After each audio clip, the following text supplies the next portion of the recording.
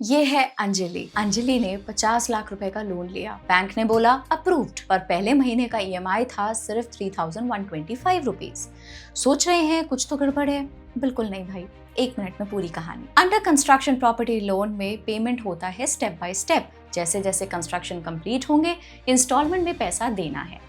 आपने लोन लिया तो बैंक भी उस इंस्टॉलमेंट में ही देता है बिल्डर को, स्टेज बाय स्टेज। इस केस में आपको ईएमआई कितना देना पड़ेगा? जितना रिलीज हुआ लोन उसके ऊपर। पर एक ट्विस्ट है, आपको सिर्फ उतने अमाउंट का इंटरेस्ट पार्ट ही देना है जब तक कंस्ट्रक्शन कंप्लीट हो जाए। इसको कहते हैं प्री ईएमआई। अब देख लीजिए स्क्रीन पे कैसे प्री ईएमआई बढ़ती जाती है जैसे जैसे कंस्ट्रक्शन होता है। अब पोजेशन के बाद पूरी 40,280 रुपए की फुल ईएमआई शुरू।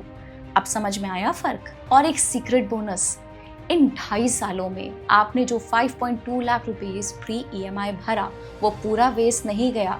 पोजेशन के बाद 5 सालों तक हर साल 1.04 लाख रुपीस टैक्स में क्लेम कर सकते हैं सेक्शन 24B के under, pre construction interest deduction. पर एक काम जरूर करना, सिर्फ रेरा रजिस्टर्ड प्रोजेक्ट लो। क्यों? अगर बिल्डर ने 2.5 साल में घर नहीं दिया, आप रेरा में कंप्लेंट डालिए और बिल्डर को कोर्ट ऑर्डर मिलेगा कि डेडलाइन में घर दें। अगर फिर भी डिले किया तो उस पूरे पीरियड का इंटरेस्ट एसबीआई रेट के हिसाब से लगभग 8 से 9% बिल्डर की जेब से आपको मिलेगा। और अगर आप प्रोजेक्ट से निकलना चाहते हैं तब क्या?